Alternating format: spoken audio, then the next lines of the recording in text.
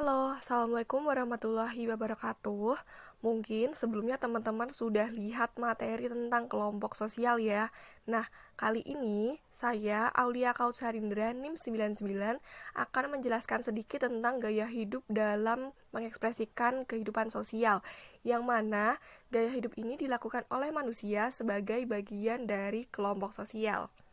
Pola hidup seseorang yang dinyatakan melalui kegiatan, minat, dan pendapatnya dalam mengalokasikan waktu dan membelanjakan uang disebut sebagai gaya hidup. Gaya hidup itu dipahami sebagai apa yang sedang kita lakukan, mengapa melakukannya, dan apakah yang dilakukan itu bermakna bagi dirinya maupun orang lain. Interaksi pribadi dengan lingkungannya dicerminkan melalui suatu gaya hidup.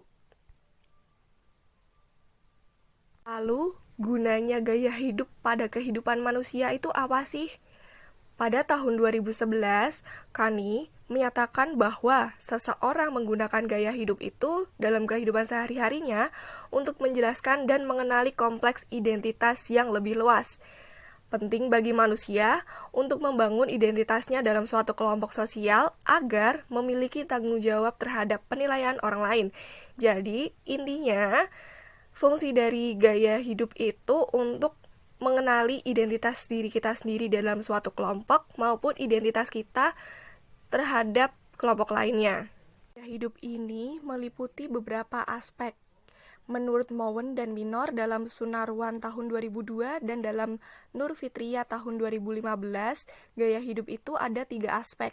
Aspek yang pertama yaitu activity atau aktivitas. Merupakan cara orang mempergunakan waktu yang berwujud tindakan yang nyata yang dapat diamati seperti hobi, bercakap-cakap, belanja, berpergian, kegiatan sosial, hiburan, dan olahraga. Pengukuran ini ditunjukkan kepada alasan-alasan mengapa melakukan aktivitas tersebut. Aspek yang kedua yaitu interest atau minat. Merupakan tingkatan kesenangan yang timbul secara khusus dan membuat orang tersebut memperhatikan terhadap objek, peristiwa, atau topik tertentu. Aspek yang ketiga yaitu opinion atau opini. Merupakan pendapat atau tanggapan atau respon seseorang secara lisan atau tulisan terhadap stimulus yang muncul. Stimulus atau situasi tersebut dapat berupa isu sosial, produk, masa yang akan datang, komunitas, olahraga, atau hiburan. Gaya hidup selalu berkaitan dengan upaya membuat diri eksis dalam cara tertentu dan berbeda dari kelompok lain. Di sini ada suatu perilaku konsumsi di mana orang yang berada dalam kondisi selalu dahaga dan tak terpuaskan. Gaya hidup pun melebur antara kebutuhan dan keinginan yang berarti aku adalah apa yang aku konsumsi. Hasrat untuk membedakan dirinya dengan yang lain, kemudian dieksploitasi sedemikian rupa. Maksudnya seperti dikonsumsi gitu ya.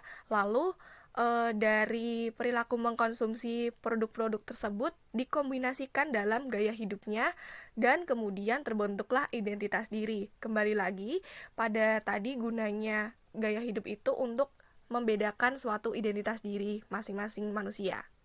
Marta dalam Sudarsi tahun 2007 menyatakan bahwa memiliki gaya hidup biasanya akan berusaha sesuai dengan status sosial yang tercermin dengan simbol-simbol tertentu, seperti merek yang digunakan sehari-hari dan segala sesuatu yang berhubungan serta dapat menunjukkan tingkat status sosial tertentu. Contohnya, semakin tinggi status sosial seseorang akan semakin terikat oleh pandangan publik terhadap dirinya. Misalnya nih, seorang public figure, maka seluruh tindakannya public figure ini akan diatur sesuai dengan image yang melekat dengan peran yang nantinya akan mempengaruhi gaya hidupnya.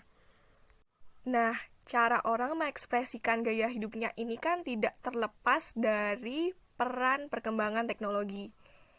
Perkembangan teknologi ini mengakibatkan perkembangan ruang dan media sosial.